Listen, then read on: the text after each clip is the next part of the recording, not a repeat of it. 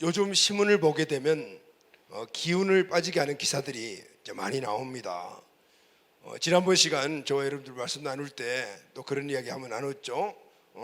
취포족 해서 쥐포를 먹는 족속이 있냐 했더만 아니고 취직을 포기한 족속들, 또 은둔형 뭐 이런 이야기들을 하면서 지난번에 함께 자신감을 갖자 이렇게 한번 여러분들에게 말씀 나눴죠. 오늘 또 같은 주제로 한번 말씀을 나누려고 해요. 이번 주간에도 신문 기사를 보니까 힘이 빠지는 그런 기사를 보았습니다. 신문에 삼미남이라는 기사가 크게 글씨가 딱 써있어요. 삼미남에서 세 명의 미남인가 보다, 누가 그렇게 잘생겼냐 이렇게 해서 자세히 봤더만 삼미남은 3명의 미남이 아니고 30대 미혼 남성을 삼미남이라고 한다 그러더라고요. 우리나라 30대 미혼 남성이 50.8%가 삼미남이라는 거죠. 삼미남. 30대 사람 2명 중 1명이 싱글이다 그 말이죠. 그런데 이 삼미남의 특징은 혼자가 좋아요.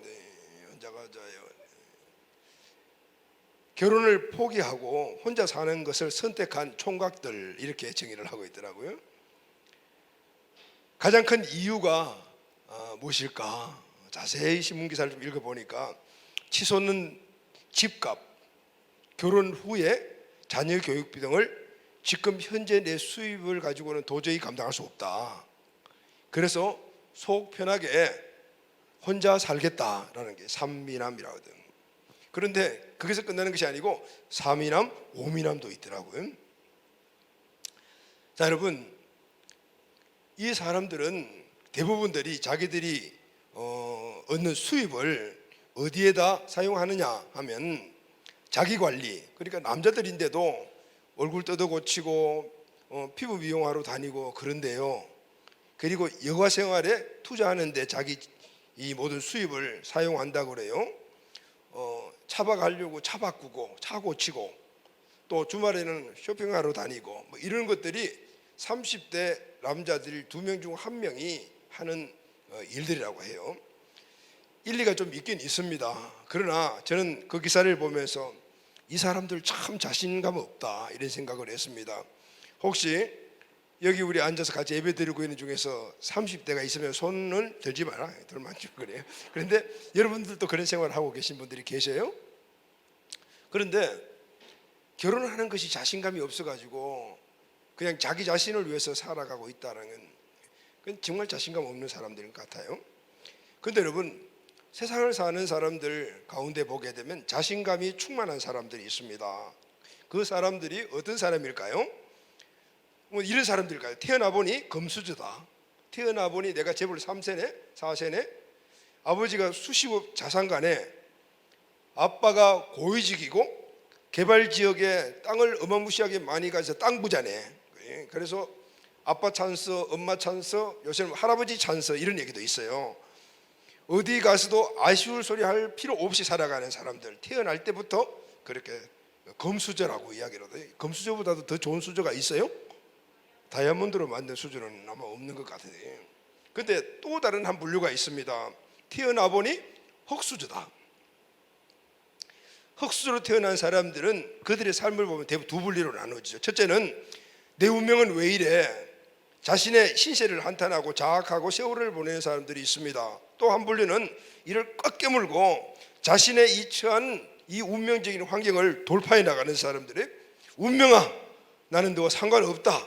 이들은 자신의 운명과 맞짱을 뜹니다. 죽으라고 공부하고 습벽을 쌓고 도전해서 넘어지면 일어나고 넘어지고 일어나서 결국 자신이 목적한 바를 이루며 자기 자신의 그 운명인 흙수저 운명에서 벗어나는 이런 사람들이 있습니다.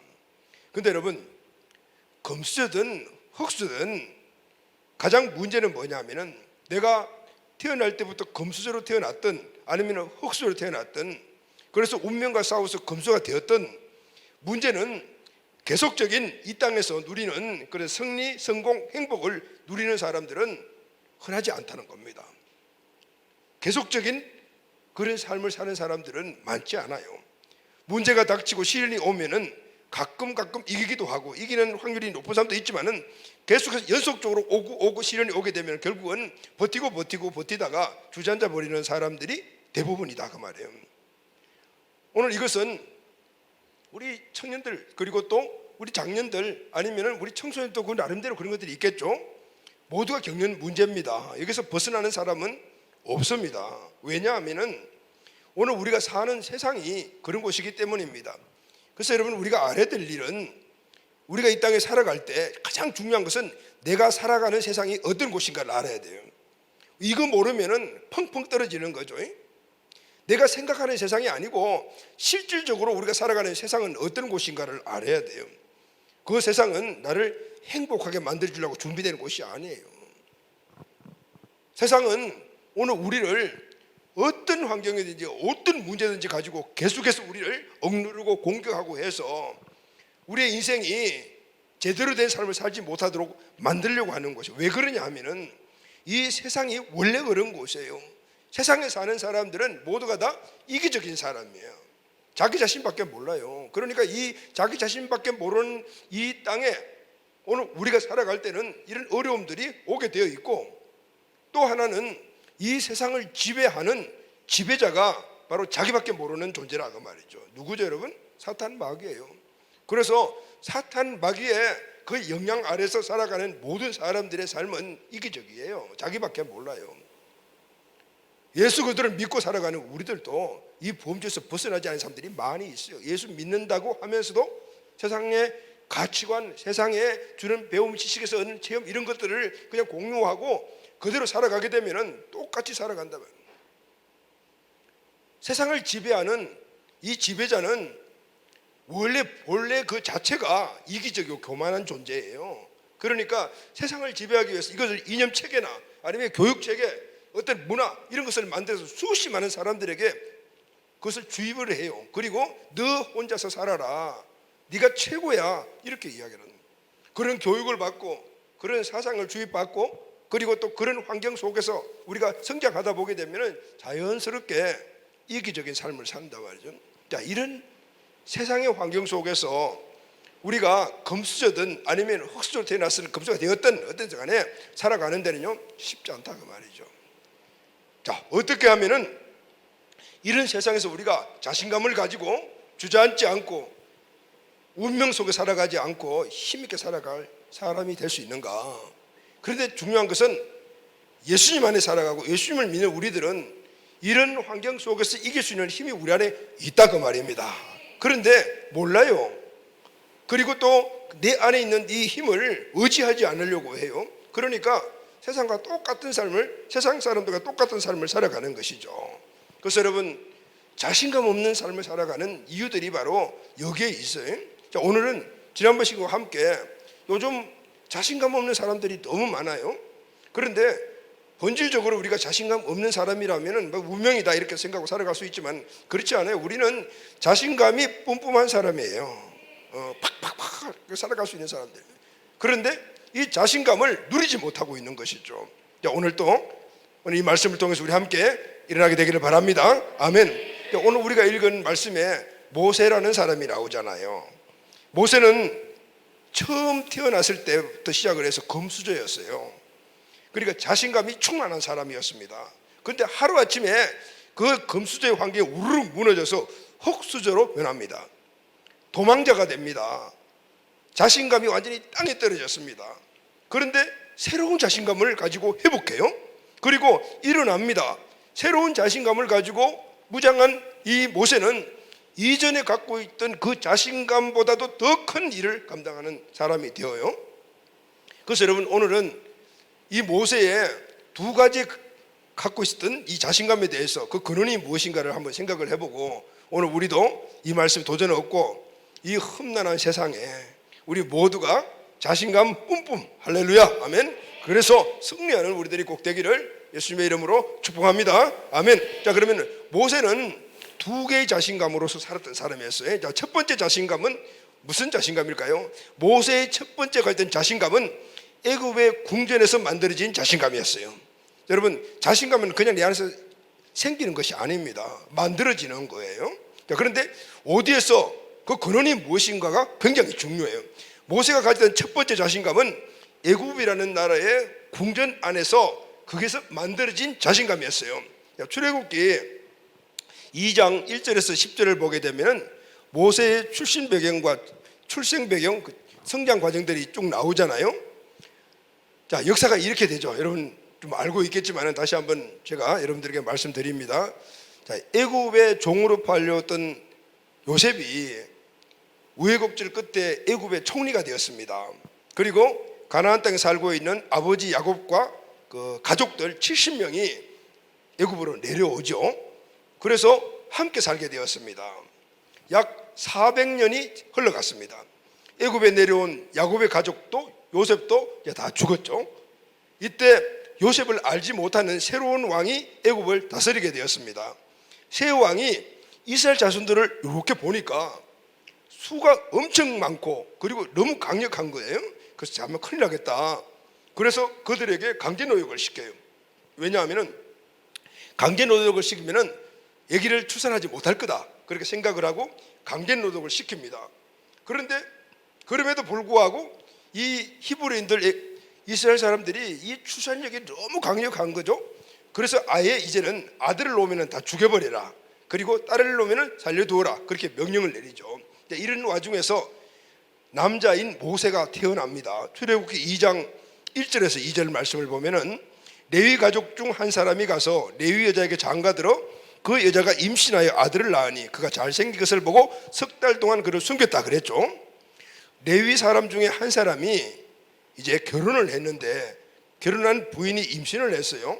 근데 낳아보니 아들이에요. 근데 너무 잘생겼어요. 이 잘생겼다라는 말은 그냥 멋있게 이렇게 아까 나온 데 미남 그런 의미가 아니고, 이 모세의 어머니 요게벳이 영적인 사람입니다. 그래서 영적인 감을 가지고 모세를 보니 비범함이 보여졌던 거예요. 그래서 이 아이는 평범한 아이가 아니구나.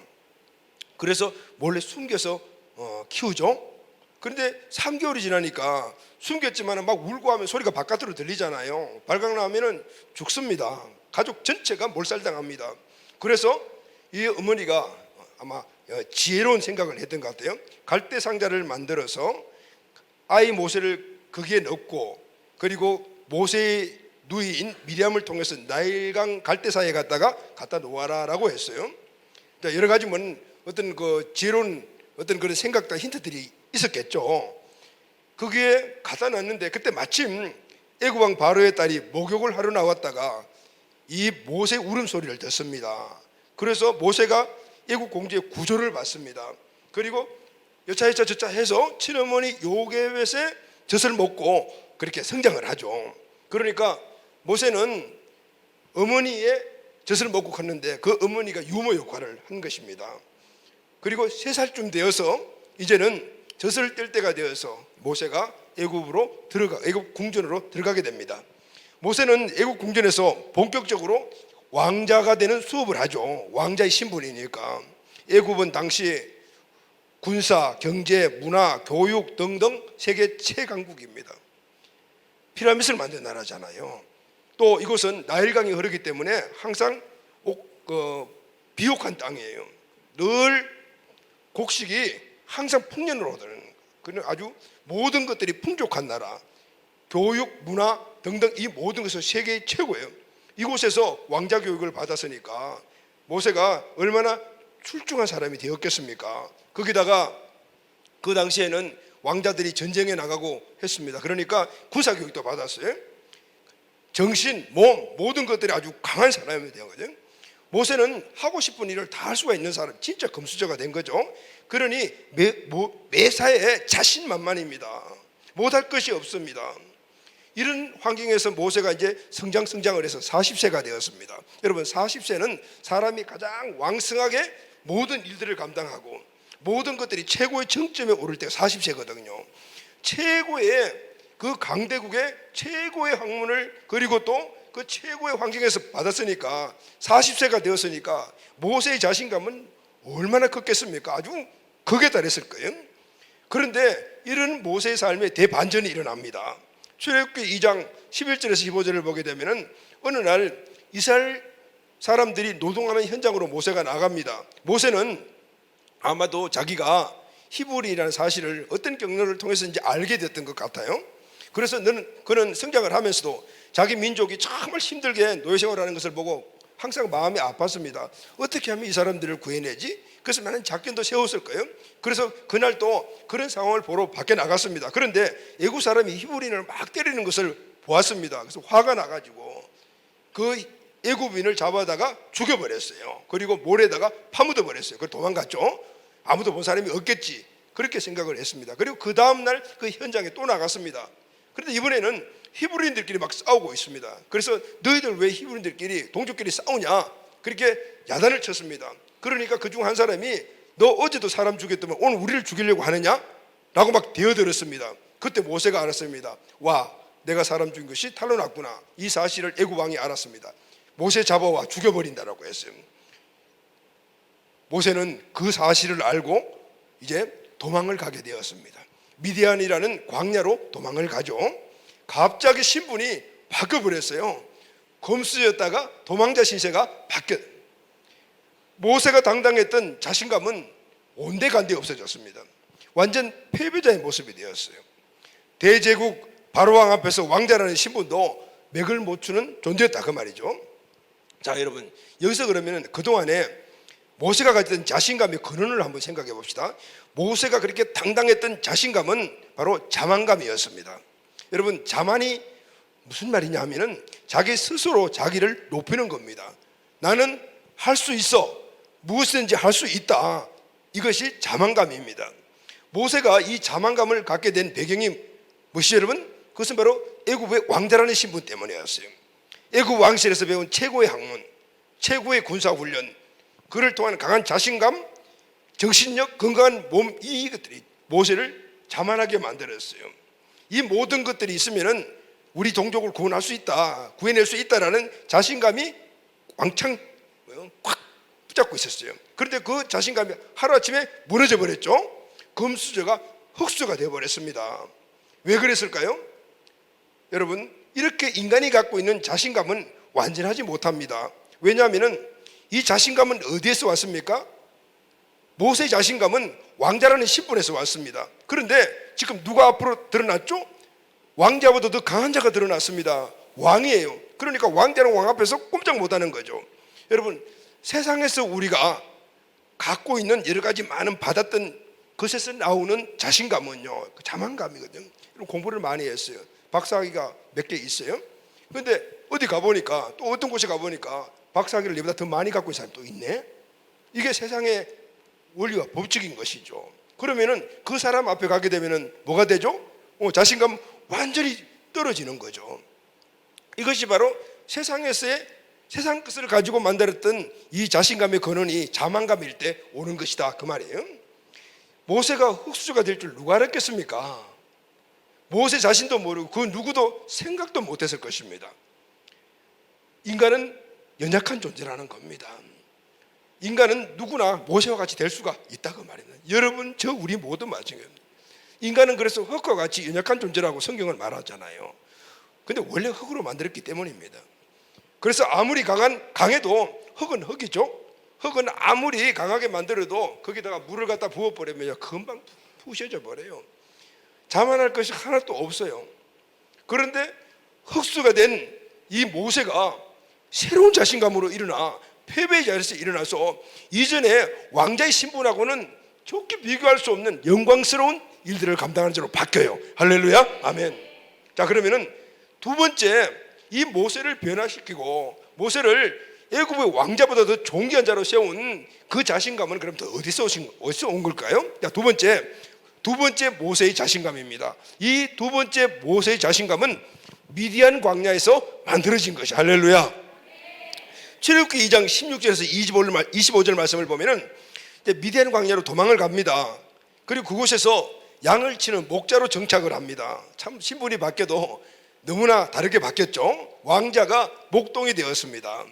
그리고 미디안 족속의 제사장, 지도자죠, 루엘, 이드로라는 사람인데 그 이드로의 딸 시보라라는 여인과 결혼을 합니다. 그리고 거기서 아들을 낳았습니다. 그 이름이 게르솜이라 그랬는데 타국의 나그네다라고 하니까 이 모세의 자기 마음을 아들의 이름에 표현한 것 같아요. 멀리 멀리 나와서 내가 나그네로 사는구나. 이전에 떵떵거리며 살았던 그 애굽의 궁전 생활은 이제 나하고는 진짜 거리가 멀구나. 그래서 체념한 이 모세의 모습을 아들의 이름에서 우리가 볼 수가 있죠. 여러분, 목동과 애굽 궁전의 왕자는 어떻게 비교할 수가 있습니까? 금수저와 흙수저. 금수저가 흙수로 완전히 변하죠. 이제 모세는 소망이 없는 존재가 되었어요. 자, 아까 서론에서 여러분들이 얘기했죠. 흙수로 태어난 사람들이 두 가지 삶의 모습이 있다. 하나는 그것을 운명으로 받아들이고 소망 없이 살아가는 사람들이 있는가 하면은 끝까지 돌파해서 나가는 사람도 있는데, 지금 모세의 모습은 첫 번째 분류에 속하는 거예요. 나 소망 없다. 여러분, 너무 높이 올라갔다가 땅까지 뚝 떨어지게 되면은 떨어질 때 그 강도가 더 세다가 말이에요. 1m에서 떨어지는 거하고 5m에서 떨어지는 거하고 10m 떨어지는 거하고 떨어질 때 강도가 다르죠? 여러분 떨어져 봤어요? 다르단 말이죠.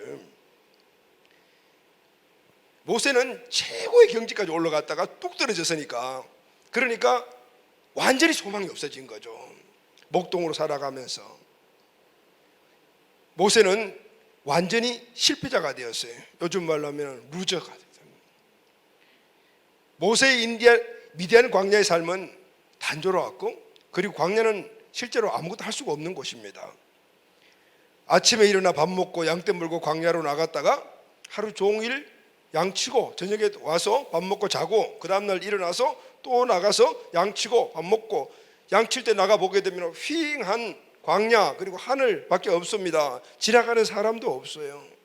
자, 이런 곳에서 하루 이틀, 일주 이주, 한 달, 두 달, 1년, 2년 이 정도만 살았다면 몰랐는데 3년, 4년도 아니고 10년, 20년도 아니고 40년을 살았어요. 40년을. 그러니 처음에는 뭔가 좀 해봐야 되지 않겠냐 이런 생각을 하고 아마 노력도 했을 거예요. 그런데 그것이 하루 이렇게 넘어가다 보면은 나중에는 어떻게 될까요? 그렇게 좀 해보자라고 했다가 안 되겠네. 그러면 안 돼. 그냥 이렇게 살아. 이렇게 현실적인 그 상황을 운명으로 받아들이고 그렇게 사는 거예요. 내 인생은 여기서 끝이다. 여기서 아들, 딸 놓고 그렇게 살다가 죽고 또 내 아들, 딸들이 목동하고 이렇게 사는 곳이다. 이렇게 체념하고 살았던 사람이 바로 모세였어요. 그런데 이 모세는 원래 그런 사람이 아니었잖아요. 이때가 여러분 하나님의 때입니다. 할렐루야. 완전 모든 것들을 포기하고 완전 소망이 끊어졌을 때, 우리 인간적인 측면을 봐서는 진짜 끝 소망 없어 하지만 하나님의 때는 이때부터 시작되는 거예요. 할렐루야. 출애굽기 3장 1절에서 2절 말씀을 보면은 이때 하나님이 모세를 부르십니다. 모세가 그의 장인 미디안 제사장 이드로의 양떼를 치더니 그 떼를 광야 서쪽으로 인도하여 하나님의 산 호렙에 이르매 여호와의 사자가 떨기나무 가운데서 나오는 불꽃 안에서 그에게 나타나시니라. 그가 보니 떨기나무 불이 붙었으니 그 떨기나무가 사라지지 아니하니라. 양떼를 치려고 하다가 평시에 가서 많이 양떼를 쳤던 호렙산에 이르게 되었습니다. 그곳에서 하나님의 임재를 보게 되죠. 임재를 만나잖아요. 하나님을 만납니다. 그리고 하나님이 모세에게 이렇게 말씀을 하셨습니다. 나는 내 조상의 하나님이다. 아브라함의 하나님, 이삭의 하나님, 야곱의 하나님이다 라고 말해요. 그리고 사명을 딱 주십니다. 출애굽기 3장 10절에 보면은 이제 내가 너를 바로에게 보내어 너에게 내 백성 이스라엘 자손을 애굽에서 인도하여 내게 하리라. 아멘. 사명 주세요. 지금 모세가 어떤 상태입니까? 완전히 바닥친 인생을 살아가고 소망 한 개도 없는 사람인데, 그런데 하나님 그를 부르시고 사명을 주셔요. 그 사명은 어떤 사명이냐면은 내가 너를 애굽으로 보내겠다. 그리고 네가 가서 내 백성 이스라엘 백성들을 애굽에서 인도해 내게 하라. 이렇게 말씀을 해요. 그때 모세가 하나님께 어떤 말을 합니까? 출애굽기 3장 11절에 보면은 모세가 이렇게 말합니다. 모세가 하나님께 아뢰되 내가 누구이기에 바로에게 가서 이스라엘 자손을 애굽으로 인도하여 내리까? 내가 누군데요? 애굽에 갑니까? 그리고 이스라엘 백성들을 이끌어냅니까? 이 말이거든요. 이 말을 조금 더 쉽게 풀면 이런 말입니다. 하나님, 내가 누구인지 하나님 잘 아시잖아요. 내가 누구입니까? 목동 아닙니까? 흙수저 아닙니까? 이 소망 없는 미디안 광야에서 아무것도 할 수 없는 존재가 바로 나 아닙니까? 하나님 잘 아시잖아요. 그런데 어떻게 내가 바로 왕 앞에 갑니까? 어떻게 그 이스라엘 백성들을 이끌어냅니까? 자신감 1개도 없고 자신감 완전 바닥친 이 모세의 자기 자신의 고백입니다. 예전에 자신만만했고 참 어깨 충전했던 그 충만했던 이 모세의 모습은 온데간데 없습니다. 광야에 살면서 그냥 광야에 순응하며 살아가는 실패자, 루저, 전혀 의욕 없는 양치는 목동 모세가 되어버렸던 거예요.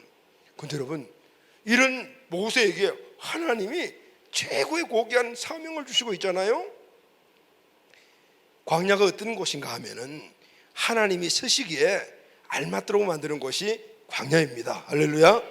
여러분, 혹시 광야를 지금 걷고 계시는 분들이 계십니까? 여러분들은 축복 속에 있어요. 무슨 말입니까? 재정이 없어가지고 쩔쩔매고, 몸이 아파서 쩔쩔매고, 모든 환경에서 어려움이 있고, 사람 관계에 문제가 있고, 정말 살맛 안 나네, 내 인생 정말 이건가? 이렇게 생각하는 사람들이 혹시 계십니까? 여러분들이 하나님의 자녀라는 사실 안에서 이런 일들이 일어나고 있다면 축복입니다. 할렐루야. 아멘. 왜냐하면요, 하나님이 여러분들에게 위대한 삶으로 나아가는 사명을 주시기 위하여 여러분들을 지금 치고 깎고 그래서 하나님이 쓰시기에 합당하도록 만들어가고 있다 그 말이에요. 할렐루야. 아멘. 모세가 내가 누군데요? 목동 아닙니까? 내가 흑수 아닙니까? 이렇게 아무리 이야기를 해도 하나님은 전혀 개의치도 않아요. 그걸 듣지도 않는 거예요. 하나님은 실패자 모세에게 이제 큰 일을 하도록 자신감을 불어넣어 주십니다. 출애굽기 3장 12절 말씀을 보면은 하나님이 이르시되 내가 반드시 너와 함께 있으리라. 내가 그 백성을 애굽에서 인도해낸 후에 너희가 이 산에서 하나님을 섬기리니 이것이 내가 너를 보낸 증거니라. 그래서 자, 하나님의 자신감, 그러니까 하나님이 우리에게 주시는 자신감, 하나님이 모세에게 주신 자신감이 뭐냐면은 내가 반드시 너와 함께 있으리라. 아멘. 이 자신감의 근원이에요. 이게 우리가 자신감을 갖는다는 것은 어디서 얻냐면 모세의 첫 번째 자신감은 애굽의 궁전에서 얻은 최고의 지식, 최고의 환경, 자기의 지식, 권위에서 얻은 거지만은 그러나 두 번째 지금 이 모세의 자신감은 어디서 하면은 내가 반드시 너와 함께 있으리라. 아멘. 하나님이 나와 함께 하신다는 여기에서 자신감이 일어난다 그 말이죠. 오늘 이 자신감이 모세의 두 번째 자신감이었고, 이 자신감으로 무장한 이 모세는 이전에 세계 최고의 강대국의 왕자의 신분, 그건 아무것도 아닌 그 이상의 최고의 위대한 삶을 사는 자로 바뀌게 되는 거예요. 실패자 모세야? 너 실패자니? 아, 실패자라도 괜찮아. 네가 스스로 늦으라 그래도 괜찮아. 나는 흑수라도 괜찮아. 중요한 것은 너는 내가 너와 함께 하고 있다는 사실을 알면 돼. 이 말씀인 거예요. 할렐루야. 그런데도 모세는 자신감을 다시 회복하지 못해요. 워낙 땅바닥 쳤기 때문에 그래요. 하나님이 내가 함께 했다는 말씀을 주셨잖아요. 그래도 자신감을 회복 못하니까 이번에는 내가 너와 함께 하겠다라는 그 말씀에 대한 증거를 주셔요. 여러분, 제가 여러분들에게 야, 맛있는 거 사줄게 말했어요. 근데 여러분들 그걸 믿으려면 어떻게 해야 될까요? 목사님에게 있는 카드라든지 아니면 현금이라도 봐야지 믿지. 그죠? 말만 하면은 목사님 뻥이야 이렇게 얘기할 수 있잖아요. 근데 아니야, 카드를 봐 이거 있어, 사줄 수 있어 하면은 그게 증거가 되잖아요. 하나님도 모세에게 자신감으로 내가 너와 함께 할 것이야 라고 하셨는데, 모세 속으로는 하나님 함께 한다는 사실 이거 어떻게 알아요? 속으로는 뻥 아니에요? 혹시 이렇게 얘기할 수도 있어요. 그런데 하나님은 너무 잘 아시죠. 그래서 증거를 보여주시는 거예요. 그 증거가 뭐냐면은 모세의 막대기였어요. 모세가 갖고 지팡이였던. 하나님은 오늘 우리에게 무턱대고 믿으라, 무턱대고 따르라, 무턱대고 이거 해라 이렇게 말씀하지 않아요. 믿고 따르고 순종할 수 있도록 증거를 주십니다. 하나님이 모세에게 보이신 증거는 모세가 갖고 있었던 지팡이였어요. 아멘. 출애굽기 4장 2절 말씀을 보면은 여호와께서 그에게 이르시되 내 손에 있는 것이 무엇이냐 물었어요. 모세가 자기 갖고 있는 걸 보니까 지팡이를 갖고 있어요. 목동들은 지팡이를 갖고 다니면서 이 맹수들이 오면 싸우기도 하고 또 양들이 멀리 가면 이렇게 거두기도 하잖아요. 그러니까 항상 지팡이를 갖고 다녔단 말이죠. 내가 갖고 있는 건 지팡입니다 라고 이야기를 했어요. 3절 7절을 보게 되면은 하나님은 모세가 들고 있던 지팡이를 통해서 내가 너와 함께 하고 있다라는, 내가 누구인가라는 증거를 주십니다. 모세에게 뭐라고 말합니까? 모세야, 지팡이를 땅에 던져. 그래, 지팡이를 땅에 던졌어요. 그러니까 지팡이가 뱀이 되었어요. 또 모세에게 말합니다. 그 지팡이를 뱀의 꼬리를 잡아라. 그러니까 지팡이로 변했어요. 무슨 말씀일까요? 모세야, 나는 내 지팡이를 뱀으로 만들 수 있는 전능하신 하나님이야, 이 말씀인 거예요. 거기서 끝나지 않았죠. 모세야, 네 손을 품에 넣어봐라. 넣었다 꺼내보니까 손이 문둥병이 걸렸어요. 다시 넣어봐라. 넣었다 꺼내보니까 원래 모습으로 바뀌었어요. 네 몸 전체를 주관하는 사람이 나야, 하나님이시라는 거예요. 너 자신의 모든 것들을 책임지는 존재, 주인이 누구냐 하면은 나야. 그 나는 어떤 존재이냐? 바로 전능하신 하나님이라. 할렐루야, 아멘. 그것을 그 지팡이를 통하여서 모세에게 증거로 주신 거예요. 내가 너의 몸의 주인이다. 내가 너와 함께 하겠다. 내가 누군지 아느냐? 너의 주인인데 전능하신 하나님이다. 내 힘은 필요 없어. 내가 너와 함께 하면 된다. 나를 믿고 따르면 된다. 이걸 딱 보여주신 거예요. 그 증거를 지팡이를 가지고 손을 통해서 보여줍니다. 그런데 모세가 아직까지 자신감을 회복 못해. 이번에는 이런 핑계를 대요. 출애굽기 4장 10절에 보면은 하나님, 일단 알겠어요. 그런데 하나 또 있어요. 그게 뭐냐면 나는 말을 잘 못합니다. 말 잘하는 사람 보내주세요. 그런데 모세가 지금 이야기를 하고 있잖아요. 난 말 못합니다라고 하는데 모세가 이렇게 말하는 거 진짜 뻥이야. 왜냐하면 나중에 말 진짜 잘해요. 여러분, 우리 자신감이 바닥을 치게 되면요, 내 안에 진짜 잘할 수 있는 그런 달란트를요 끄집어내지 못하고 나는 못하는 존재라고 이 생각을 해요. 그리고 일단은 하나님은 이 모세에게 자신감을 세워주기 위하여 말씀을 하시죠. 야, 너에게는 말 진짜 잘하는 너 형이 있지 않냐? 아론이 있지 않냐? 네가 아론에게 말하면 아론이 다른 사람에게 이야기하면 된다. 그래, 너는 가서 내 시킨 대로 하면 되는 거야. 이렇게 이야기를 했어요. 그러니까 하나님은 지금 모세에게 자꾸 자신감을 심어주시죠. 그 자신감을 심어주는 것이 무엇입니까? 말씀이에요. 여러분, 하나님의 말씀을 듣고 하면은 처음엔 자신감이 땅에 쳤다 하더라도 점점 쌓여서 일어나게 되는 거예요. 왜냐하면은 말씀은 생명력이에요. 할렐루야. 말씀이 믿음이 되게 되면요, 그 말씀이 생명력이기 때문에 말씀이 내 인생의 삶을 이끌어가고 내 감정을 장악하고 부정적인 생각들을 장악하고 해서 긍정적으로 만들어주는 거예요. 그러니까 하나님이 지금 포기하지 않고 계속해서 모세에게 말씀하시고 그렇게 하시잖아요. 그리고 결국은 어떻게 됩니까? 출애굽기 4장 10절에 보면 마지막으로 한 방 딱 치는 것이 있어요. 너 형은 말을 참 잘해. 그 사람 시키면 된다. 그렇게 말씀하시고 그가 너를 대신하여 백성에게 말할 것이니 그는 내 입을 대신할 것이요 너는 그에게 하나님같이 되리라. 할렐루야. 형이 아론이 모세가 아론에게 하나님같이 된다는 거예요. 여러분, 사람이 어떻게 하나님이 됩니까? 이 말씀은 모세의 형이 아론이라면은 모세가 아론을 존경을 해야 되지 않아요. 그런데 내가 너와 함께 하게 되면은 너의 형마저도 너를 하나님같이 존경하게 될 거야. 이때까지 계속해서 쭉쭉쭉 자신감이 커오던 이 모세는 이 말씀에서 완전히 자신감을 회복해버렸다. 할렐루야, 아멘. 여러분, 모세의 자신감의 회복은 첫 번째 자신감은 궁전에서 받았던 교육, 문화, 환경과 자기가 갖고 있는 지식 이런 것에서 그런 권위에서 받은 것이지만은 그것은 애굽 왕이라는 존재가 딱 나타나니까 그냥 물거품같이 사라져버렸다. 하나님은 영원히 사라지지 않는 영원하신 전능하신 하나님의 그 능력으로 모세가 일을 할 수 있도록 자신감을 하나님 말씀으로 심어주셨다고. 그 말씀이 차곡차곡 쌓이고 모세는 듣고 결국은 자신감이 충전한 사람으로 일어나게 되었어요. 출애굽기 4장 20절 말씀을 보면은 모세가 그의 아내와 아들을 나귀에 태우고 애굽으로 돌아가는데 모세가 하나님의 지팡이를 손에 잡았더라. 할렐루야. 모세가 들고 다녔던 지팡이는 그냥 나무 지팡이예요. 그런데 이제는 무슨 지팡이라고 명칭이 바뀌었습니까? 하나님의 지팡이. 아멘. 그 지팡이는 하나님이 전능자시며 너 인생의 주권자시다라는 것을 실질적으로 증거로 보이신 지팡이에요. 그 지팡이 탁 들고 있으니까 모세는 어떻게 하나요? 자신만만. 왜냐하면 그 지팡이가 증거물이라. 증거물인 거예요. 그래서 하나님의 지팡이를 쥐고 애굽으로 당당하게 갔다 그 말이에요. 자신감이 다시 올라왔다 그 말이잖아요.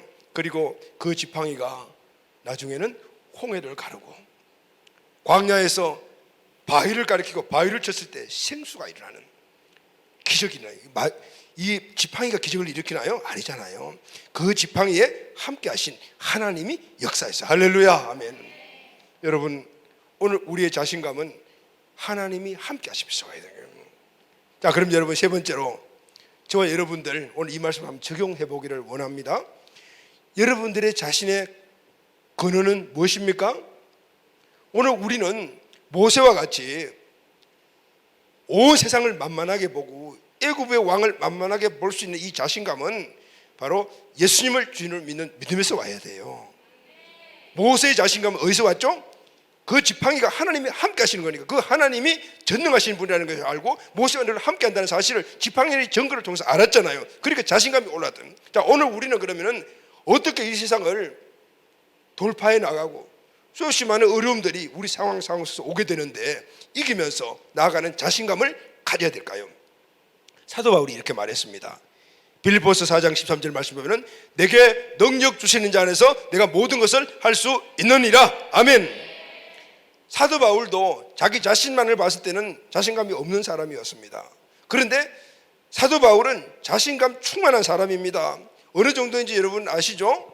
감옥에 들어가서도 절대 꿀리지 않는 사람이 바로 사도 바울이었어요. 그럼 이 사도 바울의 자신감이 어디서 왔다고요? 내게 능력 주시는 자가 있다 그 말이죠. 그래서 내가 모든 걸 할 수가 있다 그 말입니다. 어떤 상황이나 조건에서도 나는 모든 것을 할 수 있다. 그 힘은 내 힘이 아니다. 내게 힘을 주시는 분이 계신다. 그분과 함께 함으로 나는 어떤 상황에서도 굴복하지 않고 당당하게 승리한다. 이 말씀이거든요. 사도 바울에게 흔들림 없는 자신감을 갖도록 능력 주시는 분이 누구일까요? 바울이 믿는 사람입니다. 바로 예수님입니다. 사도 바울은 예수님을 믿었어요. 그런데 예수님을 어떤 분으로 믿었냐면 주인으로 믿었습니다. 예수님께서 십자가에서 내 인생의 가장 치명적인 문제의 죄의 문제를 죽으심으로 해결하시고 거기서 끝난 것이 아니라 부활하셔서 지금 실제로 내 안에 살아계신 주인이시다. 아멘. 여러분, 요즘 저는 그래요. 이 부분을 우리 교회가 때가 된 것 같아요. 털으면 안 되는데 찬양할 때마다 울컥울컥 하는 것이 있어요. 물론 찬양이 다 은혜가 되지만은 이 찬양이요, 내 안에 살아계신 주인. 이전에도 많이 불렀는데 요즘은 왜 이렇게 은혜가 크게 되는지 모르겠어요. 그 찬양만 하면은 다른 것이 있었어요. 이전에는 내 안에 살아계신다는 걸 내가 알고는 있었지만은 그것이 내한테 100% 믿음이 안 되었던 것 같아요. 그런데 하나님이 오늘 나에게 그 100% 믿게 해주셨어요. 어디서든지 내 안에 살아계신 주님, 이 찬송만 하면 훅훅하는 거예요. 그냥 음성이 그냥 들려지는 거예요. 그러니 내 마음속에 있던 걱정, 근심도 한껏 날아가버려요. 환경을 바라보는 시각도 바뀌어지고. 아멘. 예수님께서 십자가에 죽으셨다는 그 사실 100% 믿어지기 너무 감사하고, 거기서 끝난 것이 아니라 지금은 부활하셔서 나의 주인이 되어주시고 실제적으로 내 안에 살아계신 하나님으로서 나 안에 존재하고 계시다는 이 사실이 그냥 100% 믿어지니 모든 삶에서 오는 은혜들이 이전보다도 갑절이 되는 걸 느낄 수가 있어요. 바로 사도 바울이 그걸 믿고 있었던 거예요. 그 상황이 있었던 거예요. 그러니 항상 기뻐하라, 범사에 감사하라. 여러분, 우리가 어떻게 항상 감사할 수가 있고 어떻게 범사에 기뻐할 수가 있어요? 우리 주변에는 수없이 슬픈 일도 많고 어려운 일도 많은데 어떻게 기뻐하고 감사할 수가 있냐? 그런데 내 안에 살아계신 그분이 계심으로 말미암아 그분에게 만족함을 얻게 되면 상황 모든 것들이 감사하다, 기뻐할 수가 있다는 거예요. 사도 바울은 믿었을 뿐만 아니라 실제로 살아계신 하나님의 아들 예수님이 내 중심의 주인이라는 사실을 확실히 체험하고 살아갔어요. 그러니 어디 가든지 전능하신 하나님이 나와 함께 하시고 계시잖아요. 자신만만이죠. 감옥이든 그리고 배에 타서 배가 풍랑이나 파손 직전에 있던 환경에 상관이 없이 그것을 누렸다고 말이에요. 예수님이 하나님의 아심을 어떻게 믿을 수가 있습니까? 어떻게 나의 주인이 되신다는 사실을 믿을 수가 있습니까? 그래서 하나님이 증거를 주셨잖아요. 모세에게 무슨 증거를 주셨죠? 내가 너와 함께 하리라는 그 증거를 막대기가 뱀으로 바뀌고 다시 막대기로 바뀌는 그 증거를 주시면서 모세가 확실하게 믿게 만들어버렸어요. 손이 나병이 걸렸다가 다시 손으로 돌아오는 그 증거를 주심으로 말미암아 하나님이 전능자시구나, 내 모든 몸과 마음을 그분이 주관하시는 거구나 증거를 주셨기 때문에 그때 흔들리지 않았다고 하면, 그러면 오늘 우리 인생에 부활하신 예수님이 나의 주인이라는 사실 증거가 뭐냐고 말이죠. 예수님이 내 인생의 주인이 됐다는 증거가 있어야만이 우리가 그분을 주인으로 믿을 거 아니에요? 하나님께서 모든 사람들에게 예수님을 살아계신 하나님의 아들이시며 나의 주인이 되시는 증거를 주셨어요. 무조건 예수를 주인을 믿어 이렇게 말씀하지 않았다고 말입니다. 그 증거가 뭘까요, 여러분? 사도행전 17장 31절 말씀을 우리 다 같이 한번 읽겠습니다. 시작. 이는 정하신 사람으로 하여금 천하를 공의로 심판하시는 작정하시고 이에 그를 죽은 자 가운데서 다시 살리신 것으로 모든 사람에게 믿을 만한 증거를 주셨음이니라 하니라. 모든 사람들에게 예수님을 주인으로 예수님이 하신 말씀을 믿을 수 있도록 주신 증거가 예수님이 죽었다가 살아나신 거. 할렐루야. 예수님의 부활이라면, 예수님이 부활하심으로 말미암아 그분이 하나님이라는 사실이 증명되었잖아요. 하나님의 아들이라는 사실이 증명되었으니까 하나님이신이 나의 주인이 될 수가 있다 없다? 있는 거죠. 그분이 하나님이라는 사실이 증명됐으니까 그 전에 그분이 하신 모든 말씀이 하나님의 말씀이구나라는 것을 증명되었다고 말해요. 아멘. 예수님이 십자가에 달려 죽으신 그 사실이 예수님이 부활하심으로 말미암아 모든 인간들의 죄를 대속하신 그 사실이라는 것이 증명되었다고 말입니다. 그분이 흘리신 그 피가 바로 하나님의 피 보혈이라는 사실이 부활을 통해서 증명이 되었단 말이에요. 할렐루야. 아멘. 그러니까 예수님을 안 믿을 수가 있어요? 예수님을 주인으로 안 믿을 수가 있습니까? 예수님이 살아생전 계실 때 12명의 제자들이 따라다녔습니다. 그리고 예수님의 기적과 이사를 다 보았습니다. 그런데 예수님이 십자가에 달려 죽으시니까 다 도망가 버렸어요. 왜 그랬을까요? 십자가에 달려 돌아가셨으니까, 죽었으니까 끝. 예수님이 인간이었다고 생각을 한 거예요. 그런데 죽었던 예수님이 3일 만에 부활하셔서 제자들에게 나타나서 의심 많은 도마는 직접 예수님이 십자가에 못 박힐 때 못 박혔던 이 못자국, 창자국을 직접 만져보면서 예수님 진짜 살아나셨구나. 여러분, 예수님의 부활은 성경에서만 기록된 것이 아니잖아요. 일반 역사에서도 기록을 하고 있잖아요. 예수님의 실존과 예수님의 부활은 역사 곳곳에 기록을 하고 있단 말이죠. 증거를 주신 거예요. 부활하신 예수님을 만난 제자들은 요한복음 2장 22절에 보면은 죽은 자 가운데서 살아나신 후에야 제자들이 이 말씀하신 걸 기억하고 성경과 예수께서 하신 말씀을 믿었더라 그랬어요. 그전에는 예수님을 안 믿었더라. 예수님이 하신 말씀을 안 믿었다 그 말이에요. 예수님 분명히 나는 죽었다가 살아날 거야 라고 말씀했어요. 그런데 안 믿었더라 그 말이죠. 그런데 3일 만에 부활하신 예수님을 만나고 나니까 믿었더라 그 말이죠. 안 믿을 수가 있어요? 증거가 있는데.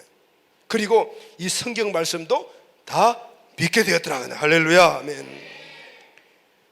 로마서 14장 9절 말씀을 보면은 이를 위하여 그리스도께서 죽었다가 다시 살아나셨으니 곧 죽은 자와 산 자의 주가 되려 하심이니라. 아멘. 예수님이 죽었다가 살아나신 일들은 예수님이 하신 말씀을 다 믿게 하게 하기 위함이도 있지만 또 하나는 예수님이 우리의 주인이심을 증명하는 거예요. 아멘.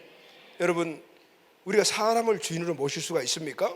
물론 옛날에는 노예는 사람을 주인으로 모시기도 했겠지만은 그러나 자발적으로 주인을 모시는 게 아니잖아요. 여러분, 우리는 사람을 주인으로 모실 수가 없어요. 왜냐하면 동일한 사람이고 한계가 있기 때문에. 근데 하나님은 주인으로 모실 수 있어요, 없어요? 볼 수 있죠. 왜냐하면 그분은 전능하신 분이기 때문에, 그분은 우주 만물을 창조하신 분이기 때문에 우리의 주권자실 얼마든지 우리가 인정할 수 있잖아요. 그 하나님, 예수님이 하나님의 사실이 증명만 된다면 그분은 우리 주인으로 모실 수가 있죠. 그래서 하나님은 예수님을 우리 모든 주권자와 사한자의 주인이 되시게 하기 위하여 죽었다가 부활시켜 주셨다고 말해요. 할렐루야. 아멘. 예수를 믿는다는 것은 나의 주인 되신 살아계신 하나님의 아들 되신 예수님의 통치를 받는 겁니다. 그분이 나의 중심이 되시고 그분이 주인이 되시면 그때부터 우리는 그분의 통치를 받게 됩니다. 부활하신 하나님의 아들 예수 그리스도의 통치를 받는 거죠. 하나님의 아들 예수님과 함께 사는 겁니다. 이제는 내 몸으로 내가 사는 것 같지만 실제로는 내 안에 살아계신 전능하신 하나님의 아들 예수님이 사시는 겁니다. 그분이 내 몸을 가지고 살아주시는 거예요. 내 몸과 마음은 내 것이 아니고 내 안에 살아계신 예수님의 것입니다. 할렐루야.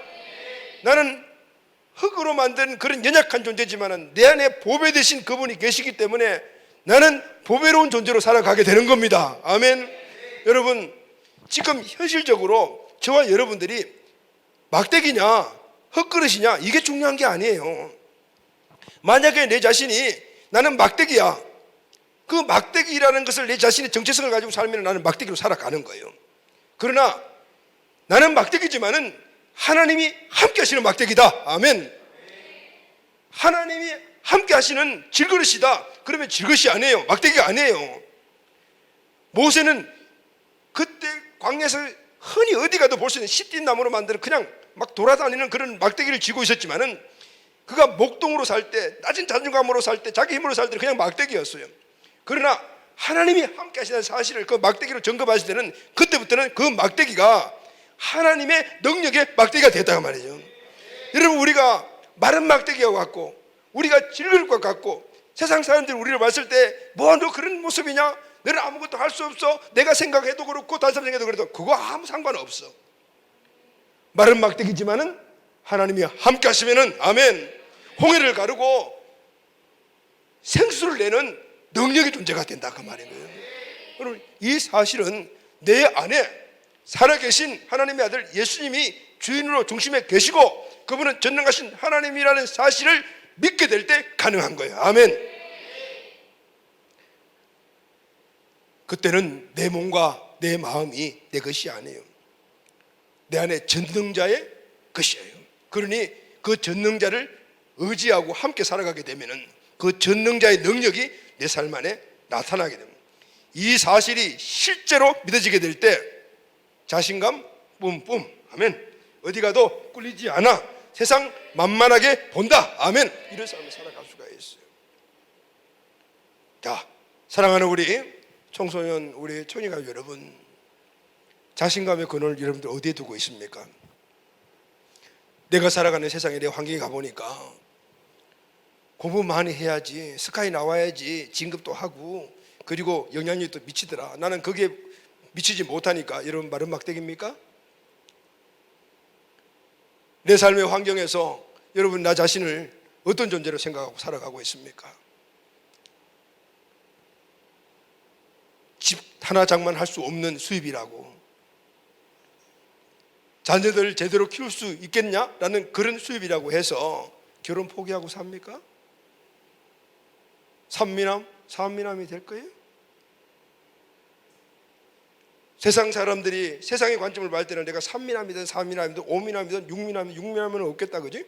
근데 그러다 하더라도 마른 막대기 같이 보인다 하더라도 너네가 너와 함께 앓기 전에 하나님의 말씀을 믿고 그것이 실제로 내게 믿음으로 증명되어 살아간다면요, 우리는 마른 막대기가 아닌 거예요. 할렐루야. 아멘. 모세의 지팡이는 평범한 나무 막대기였습니다. 그 막대기가 하나님이 함께 하시는 능력의 지팡이가 되었습니다. 지금 내 자신의 모습이 마른 막대기와 같은 모습이라도 괜찮습니다. 하나님이 함께 하시면은 하나님의 지팡이가 됩니다. 아멘. 부활하신 살아계신 하나님의 아들 예수님이 내 중심이고 그가 내 함께 계시는 내 중심과 주인 되신다라면은 나는 마른 막대기든지 아니면 흙그릇든지 흙수든지 아무 상관이 없다고 말이에요. 모세처럼 그분과 함께하는 그 믿음의 삶을 계속해서 살아가게 된다면 위대한 삶을 살아가는 하나님께 쓰임받는 존재로 바뀌게 됩니다. 자신감 넘치는 사람으로 바뀌게 됩니다. 할렐루야. 아멘. 오늘 이 말씀이 성령님께서 우리 모두에게 믿음으로, 내 말을 받은 여러분들에게 믿음으로 만들어 주시기를 예수님의 이름으로 축원합니다. 흔들림 없는 삶을 살아가게 될 것입니다. 하나님이 우리에게 주신 행복한 모든 삶을 우리가 건축하게 될 줄로 믿습니다. 아멘.